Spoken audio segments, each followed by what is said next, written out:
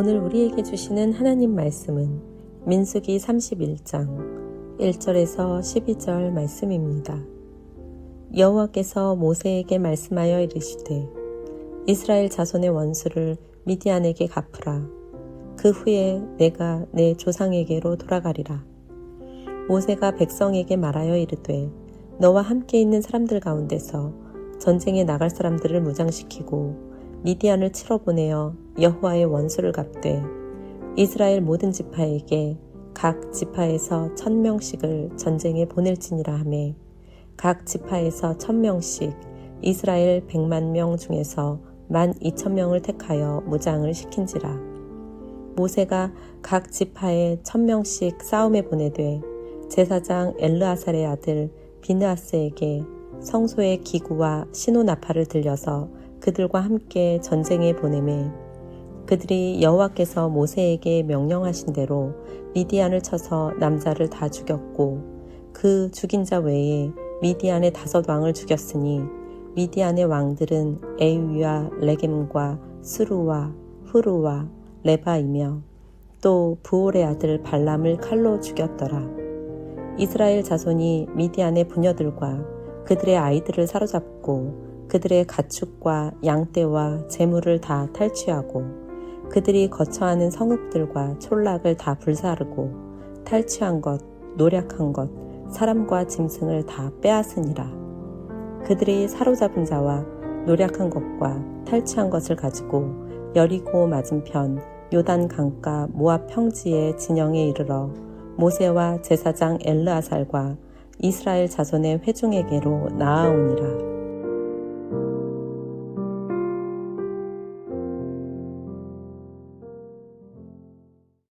이스라엘 백성들은 출애굽을 하고 광야에서 40년을 보냈습니다. 그 40년의 광야 기간 동안 마지막 1년 때 있었던 여러 가지의 사건들이 민수기 20장부터 마지막 장인 36장까지에 들어 있습니다. 굉장히 많은 분량을 들여서 마지막 1년의 이야기를 기록하고 있는 것입니다. 출애굽 40년 되던 때에 아론과 모세의 누이였던 미리암이 죽었고 모세의 형인 아론도 죽었습니다. 그리고 나서 이스라엘 백성들이 광야에서 갑자기 험한 길로 우회하게 되고 물과 음식이 부족해지자 하나님을 또다시 원망하는데 그때 불뱀에 물려 죽는 일이 발생하게 됩니다. 하나님은 모세에게 놋으로 뱀을 만들어 장대에 매달고 바라보게 하라라고 하셨는데 그들이 그 명령에 순종할 때 정말 나음을 입었습니다. 이 사건은 십자가에 달리신 예수님을 바라봄으로 구원을 얻는다는 진리를 예표하게 된 사건입니다. 그 후에 이스라엘 백성은 시온 왕과 싸워 승리하고 바산 왕과 싸워서 승리합니다. 그러자 모압 왕 발락이 이스라엘 백성이 두려워서 그들을 하나님과 떨어뜨려 놓아 그들에게 전쟁의 승리를 얻게 하겠다. 그래서 메소포타미아의 주술사 발람을 고용하는 이야기가 민수기 22장부터 24장까지 길게 들어 있습니다. 그리고 25장에서는 이스라엘 백성들이 모압의 여인들의 유혹에 빠져서 음행을 저지르고 모압의 우상을 섬기는 사건을 만납니다. 이 사건으로 그들은 전쟁에서 싸워 패배한 것이 아니라 하나님의 심판을 받아 놀랍게도 24,000명이라는 어마어마한 숫자가 병으로 죽게 됩니다. 주목해야 될 것은 여기서 죽은 대부분의 사람들이 원래 이미 죽어야 할 광야의 1세대가 아니라 가나안 땅에 들어가리라고 약속을 받았던 2세대에서 나왔다는 데 있습니다. 이 사건을 통해 하나님의 약속은 이스라엘 백성이 자기 마음대로 살아도 무조건 이루어지는 프리패스가 아니라 스스로가 약속을 따르는 백성이 될 때 그 하나님의 약속에 참여할 수 있다는 것을 보여주었습니다.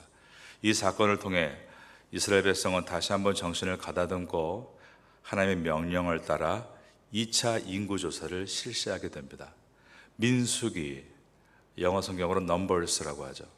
백성의 수를 세는 이야기는 이와 같이 마지막 40년째 되던 해에 한 번 더 인구를 조사하며 거의 마무리가 되는 것입니다. 즉 가나안 땅에 들어갈 모든 채비를 갖추게 되었습니다. 그런데 광야 생활의 마지막 40년째 가나안 땅에 들어갈 모든 차비를 마친 시점에서 오늘 보면은 하나님께서 이스라엘 백성에게 미디안과의 전쟁을 하라고 하시고 이스라엘 백성들은 이 전쟁에서 큰 승리를 거두게 되는데 여기에는 매우 중요한 의미들이 들어 있습니다. 이제 그 내용들을 오늘 본문을 통해 살펴보려고 합니다. 첫 번째로 미디안과의 전쟁은 모세에게 주어진 마지막 전쟁이었다는 데 있습니다. 그의 나이가 80세에 애굽에 들어가서 애굽 왕 바로와 애굽의 주술사들과 대결을 벌이며 이스라엘 백성을 출애굽시키고 40년 동안 광야에 겪었던 그 수많은 전쟁들은 첫째가 외부와의 전쟁이었습니다. 두 번째가 내부와의 전쟁, 즉 민족의 반역과의 전쟁이었고 세 번째는 자신과의 전쟁이었습니다. 믿음이 무너지라는 자신과 힘겹게 겨루는 전쟁이 바로 광야에서의 전쟁이었던 것입니다. 그러다가 모세의 형인 아론은 민수기 20장에서 40년째 되던 해 5월 1일에 죽었다라고 기록되어 있고 모세의 죽음은 날짜는 나와 있지 않지만 유대의 전승에 보면 모세는 아론이 죽은 다음 6개월 후인 제40년 12월 1월에 죽었다라고 전해집니다. 오늘 전쟁은 그러므로 그의 죽음이 얼마 남지 않은 시점에서 하나님께서 주신 마지막 사명이었던 것입니다. 하나님은 이 전쟁을 마친 다음에 모세가 죽을 것이라고 말씀하셨습니다. 오늘 본문의 첫 절인 민수기 31장 1절과 2절을 봅니다. 여호와께서 모세에게 말씀하여 이르시되 이스라엘 자손의 원수를 미디안에게 갚으라. 그 후에 내가 내 조상에게로 돌아가리라. 우리는 여기서 한 가지를 생각해 보게 됩니다. 그것은 모세가 끝까지 순종하고 있다는 것에 있습니다. 이미 여호수아가 민수기 27장 18절에서 모세를 이어 차기 지도자로 임명을 받은 상태입니다. 그러므로 하나님께서 이번 전쟁을 지시하실 때 모세가 이렇게 말할 수 있겠죠. 하나님, 저는 충분하게 일을 다 했습니다. 하나님이 세우신 여호수아에게 이 일을 맡겨 주시고 저를 이번에는 빼주십시오 라고 말할 수도 있었습니다. 그리고 모세는 가나안 땅에 들어가지 못한다고 이미 말씀을 들었기 때문에 그럴 마음이 들지도 않고 그것을 할 힘도 없을 수도 있었습니다. 그러나 모세는 하나님의 명령 위에 그러한 토를 달지 않고 그대로 순종해서 이번 전쟁도 치러냅니다. 이것은 모세가 자신의 마음보다 하나님의 마음을 더 헤아리는 사람이고 자신의 생각을 따르는 것이 아니라 하나님의 뜻을 순종해 따르는 사람이었다는 것을 보여줍니다. 근데 이 모습이 바로 예수님의 모습입니다. 예수님이 마지막 순간까지 십자가를 지시려고 할 때 하나님 아버지께 기도하신 내용은 아버지여 할만하시거든 이 잔을 내게서 옮겨 주옵소서. 그러나 그 다음이 중요합니다.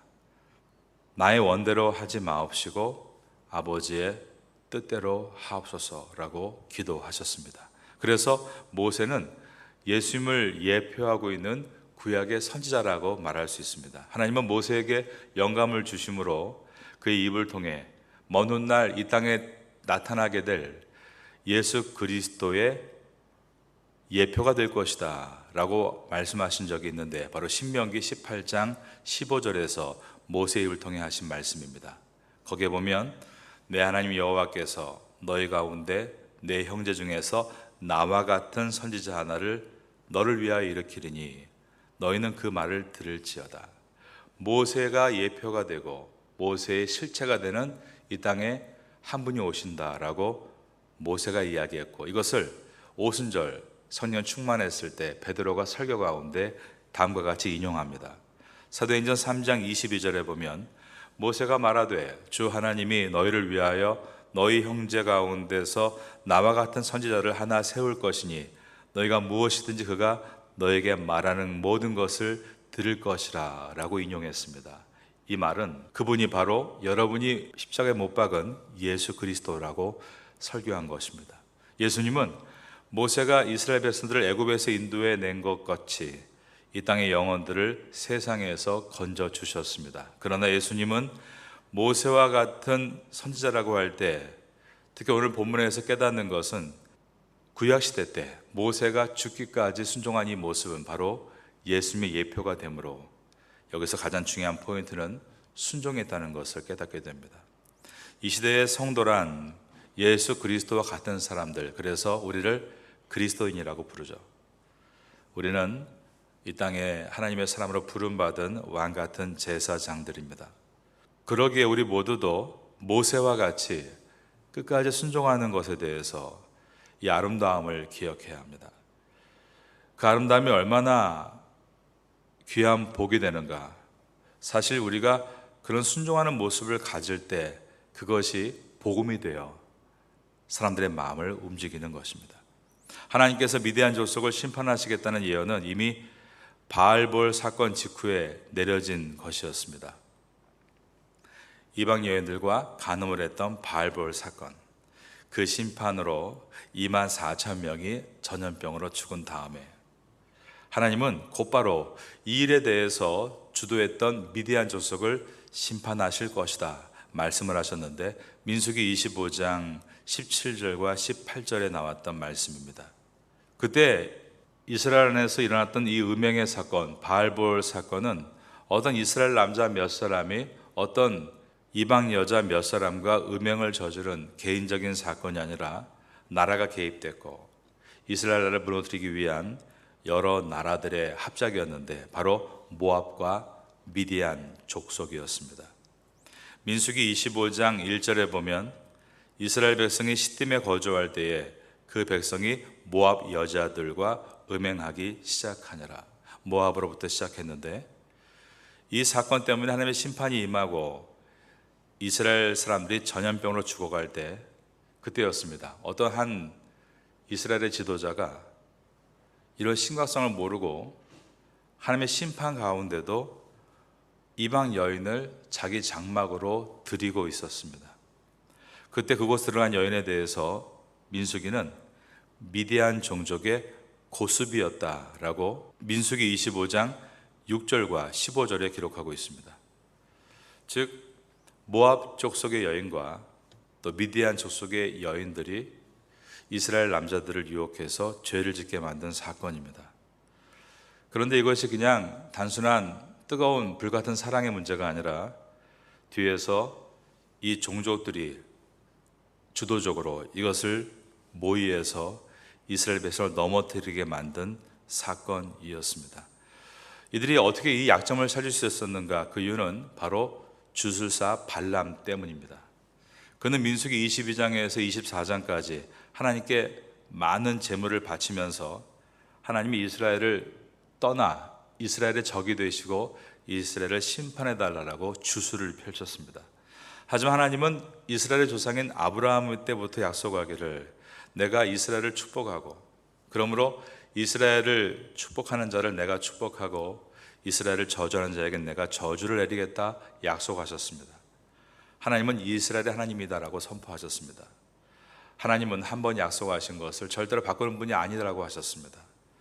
그러자 이 발람의 주술은 결국 실패했고 그는 하나님을 돌이킬 수 없다면 그분의 백성을 돌이키게 하면 된다라며 계략을 꾸며서 이스라엘이 성적 범죄를 함으로 하나님의 심판을 받게 만들었습니다. 하나님은 이번 미디안과의 전쟁에서 미디안의 지도자들을 죽이면서 특별히 계략을 꾸몄던 발람을 심판하십니다. 이 내용이 민수기 31장 8절에 들어 있습니다. 그 죽인 자 외에 미디안의 5 왕을 죽였으니 미디안의 왕들은 에위와 레겜과 수루와 후루와 레바이며 또 부알의 아들 발람을 칼로 죽였더라. 이스라엘 군대는 미디안을 쳐서 모든 남자를 죽이고 그 중에 미디안의 5 왕을 죽입니다. 거기에 보니까 에위, 레겜, 수루, 후르, 레바. 이 말은 미디안은 단일 군주제가 아니라 여러 작은 군주들이 공동으로 통치하는 연합체였다는 것을 보게 됩니다. 5 왕의 명단 이후에 부올의 아들 발람이 심판을 받아 죽는 것을 기록합니다. 이처럼 주술사 발람은 하나님의 심판을 받아 죽었습니다. 주술사 발람은 어떤 사람이었습니까? 여러분 기억해 보신다면 기적적으로 그가 타던 나귀 입을 벌려 하나님이 그의 길을 선도했을 정도로 하나님의 기적을 본 사람입니다. 심지어 자신의 입을 통해 하나님의 말씀이 담기는 체험을 했던 사람입니다. 여러분, 예언이란 단어가요, 미래를 말한다는 것이 아니죠. 성경에서 예언이라는 히브리어의 원뜻은 하나님의 입이 된다는 뜻입니다. 그렇게 자기 입을 통해 하나님의 말씀이 선포될 만큼 그렇게 하나님의 기적을 체험한 사람이 발람입니다. 그의 입을 통해 나온 주옥 같은 말씀들이 많이 있습니다. 대표적인 말씀이 민수기 23장 19절에 하나님은 사람이 아니시니 거짓말을 하지 않으시고 인생이 아니시니 후회가 없으시도다. 어찌 그 말씀하신 바를 행하지 않으시며 그 하신 말씀을 실행하지 않으시랴. 우리 기독교인들이 잘 알고 외우고 있는 이 말씀이 사실 발람의 입에서 나온 말이었던 것입니다. 그러나 그는 하나님께서 이렇게 강권적으로 그의 입술을 사용하셔서 이스라엘을 축복하는 말씀을 뱉었지만 결국 그는 이스라엘을 저주하는 자리에 섭니다. 그러므로 하나님의 약속, 내 백성을 축복하는 자에게는 내가 축복하고 내 백성을 저주하는 자에게는 내가 저주하리라, 그 심판을 받고 오늘 본문에서 멸망을 당하고 있는 것입니다. 그러면 우린 질문하게 됩니다. 왜 그는 그와 같은 많은 기적과 은혜를 체험하고도 하나님 편에 서지 않고 하나님을 대적하게 되었는가? 성경은 그 이유가 주술사인 자신에게 모압 왕 발락이 제시했던 엄청난 복채 때문이었다라고 설명합니다. 그는 돈을 더 사랑함으로 하나님의 능력도 보고 은혜도 체험했지만 하나님을 버리고 하나님을 대적하는 자리에 섰다가 멸망을 당한 것입니다. 오늘 본문을 지나면서 우리는 발람과 같은 인생이 되지 않는 것을 위해서 생각하고 마음의 결심을 해야 합니다. 하나님보다 세상을 더 사랑해서 하나님 버리고 떠난 사람들이 적지 않습니다. 가룟 유다가 그랬고 데마라는 사람이 그랬습니다. 사도 바울은 디모데후서 4장 9절에서 데마는 이 세상을 사랑하여 나를 버리고 데살로니가로 갔다라고 기록했습니다. 그런가 하면 초대교회 7 집사 중에 한 사람이었던 니골라는 니골라 당을 만들어 교회 안에서 이단 역할을 하며 믿음을 어지럽혔습니다. 그 이유는 사람들이 받들어주는 그 추앙의 마음을 빼앗겼기 때문입니다. 그러기에 우리에게 필요한 것이 무엇인가를 돌아봅니다. 우리에게 필요한 것은 더 놀라운 기적이 아닙니다. 더 특별한 체험도 아닙니다. 오히려 우리에게 필요한 것은 겸손과 순종입니다. 놀라운 기적을 보고도 특별한 체험을 하고도 변하지 않는 발람이 되지 않고 하나님께서 주시는 말씀과 그 말씀을 가지고 마음의 품는 가운데 기도하고 겸손과 순종을 빚어 나아갈 수 있다면 그것이 진정한 은혜인 줄로 믿습니다. 그러한 변화를 사모하는 성도가 될 수 있기를 예수님의 이름으로 축원합니다. 오늘 본문에서 모세는 미디안을 치라는 하나님의 명령을 받은 뒤 각 지파별로 총 12,000명을 군사로 모집합니다. 3절입니다. 모세가 백성에게 말하여 이르되 너와 함께 있는 사람들 가운데서 전쟁에 나갈 사람들을 무장시키고 미디안을 치러 보내어 여호와의 원수를 갚되 이스라엘 모든 지파에게 각 지파에서 1,000명씩을 전쟁에 보낼지니라 하매 각 지파에서 1,000명씩 이스라엘 100만 명 중에서 12,000명을 택하여 무장시킨지라.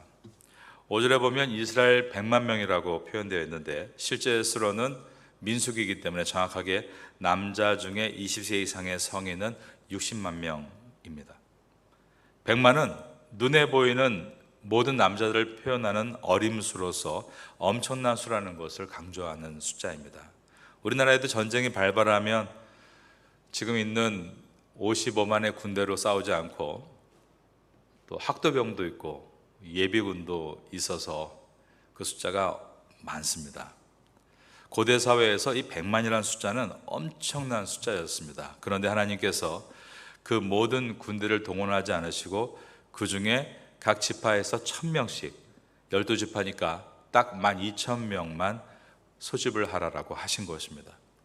100만 가운데 100분의 1입니다.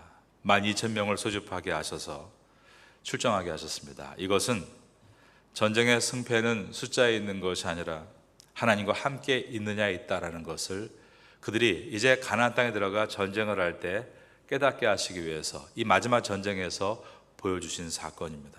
하나님은 이스라엘 군사 12,000명이 전쟁터에 나갈 때 법궤를 앞세워 나가라고 말씀하셨습니다. 31장 6절입니다.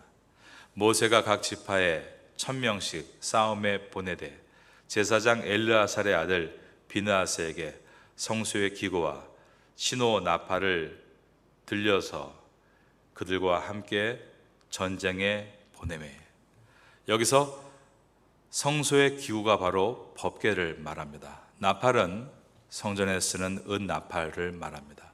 이것을 들고 나가라는 말씀은 하나님이 그들과 함께 하신다는 뜻이고 그것을 잊지 않는다면 전쟁에 승리한다라는 뜻인 것입니다. 안타까운 것은 사람은 깨어있지 못하면 어떠한 진리가 진리로 남지 않고 관습이나 습관으로 변질된다는 데 있습니다. 법궤를 들고 나가면 전쟁에 이기지만 똑같은 사건에서 실패한 경우가 우리가 알고 있는 대로 사무엘상에 등장하죠.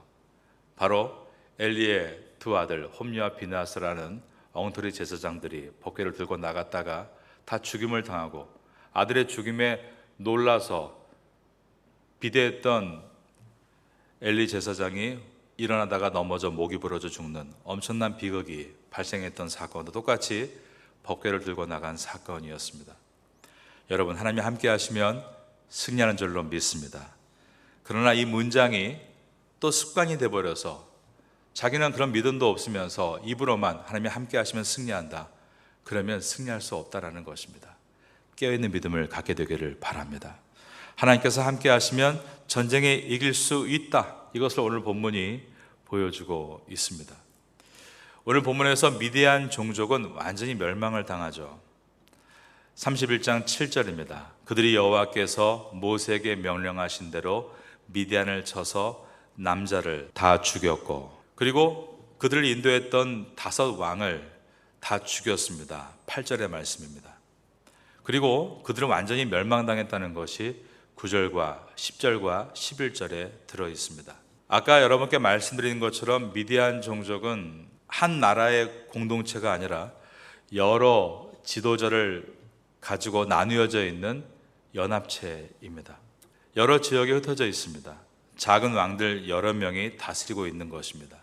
우리가 기억해야 될 것은 모세의 장녀였던 이드로가 미디안 사람들을 거느리고 이 이스라엘 백성 지파 안으로 들어오게 된다는 사건을 기억해야 합니다. 어떻게 보면 이드로도 작은 지도자였다라고 말할 수 있습니다. 그를 통해 따라 들어왔던 미디안 사람들은 이스라엘 백성에 편입되었고 하나님의 백성이 됩니다. 그리고 나중에 가나안 땅에 들어간 후에 겐 족속이 됩니다. 이렇듯 같은 미디안 사람이지만 하나님께서 너를 축복하는 자에겐 내가 복을 내리고 너를 저주하는 자에겐 내가 저주하리라 라는 약속처럼 이스라엘 백성을 축복함으로 함께 복을 받은 미디안 사람들이 있었습니다. 그리고 이스라엘 백성을 저주함으로 저주를 받고 멸망한 미디안 족속도 있었습니다. 하나님께서 하나님의 백성을 얼마나 귀하게 여기시는가를 또한 민수기를 통해 보여주고 있습니다. 여러분들은 하나님의 자녀들입니다. 우리가 하나님의 사람인 것을 이 민수기를 통해서 깨닫게 되면 우리의 삶에 다시 용기가 생기고 믿음을 소유할 수 있게 되는 것입니다. 그리고 내가 하나님의 사람다웠게 살아야겠다는 결단도 하게 됩니다. 광야 같은 인생 가운데 여러분이 어떤 존재인가를 민수기를 통해 깊이 깨닫고 자신을 잘 준비하여 이 태고 땅에서 귀하게 쓰임받는 성도가 될 수 있기를 예수님의 이름으로 축원합니다.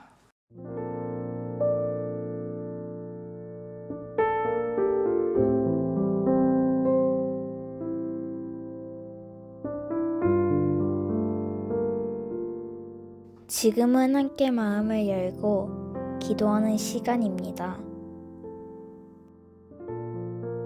5월에 우리가 함께 품고 기도할 제목을 나눕시다. 주일마다 온 가족이 한자리에 모여 하나님께 예배드리는 사랑 가득한 믿음의 가정이 되게 하소서.